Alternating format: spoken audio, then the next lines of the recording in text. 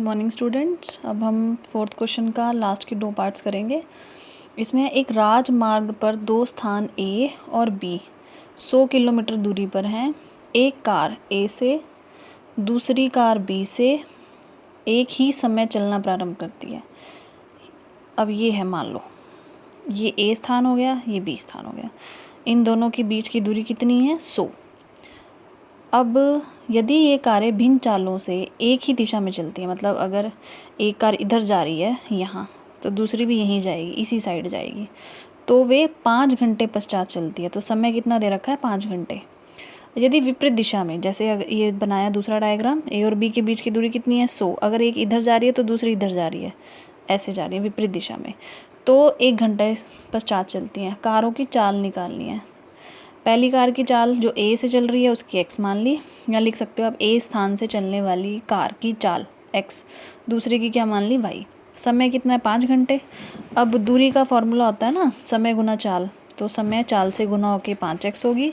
अगले की दूरी समय गुना चाल से होके 5y हो गई। ठीक है।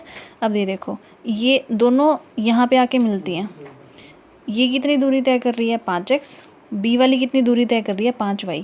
अब यहाँ से देखो, ये 5x हो गई, ये 5y हो गई, जितनी आगे तक चली। ये कितना है? 100। तो 100 की दूरी कैसे निकलेगी? देखो, 5x में से 5y घटाओगे तो किसके बराबर आ जाओगे? ए बी के, 100 किलोमीटर के। तो 5x माइनस 5y बराबर 100।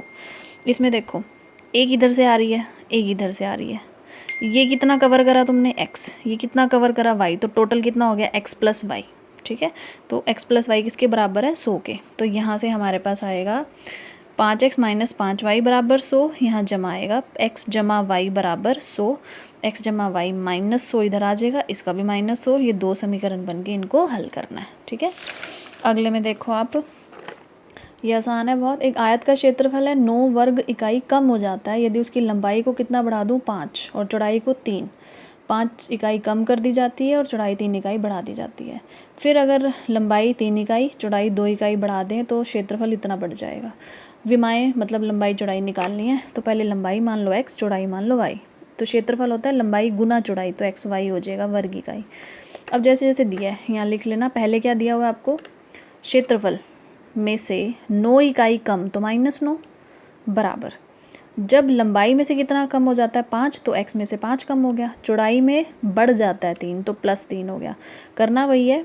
तो हमारी लंबाई बन गई x माइनस 5, चौड़ाई बन गई y जमा 3। तो लंबाई गुना चौड़ाई किसके बराबर होती है? क्षेत्रफल के। क्षेत्रफल में से क्या कम करना था? 9xy minus 9।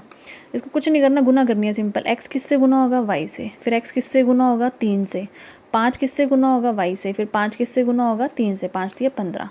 एक्स वाई से एक्स वाई कट जाएगा। क्यों? क्योंकि जब ये इधर आएगा तो माइनस, तो 5 में से 5 गए, जैसे 0 होता है ना, कट जाते हैं, सेम सेम ये भी कट जाएगा।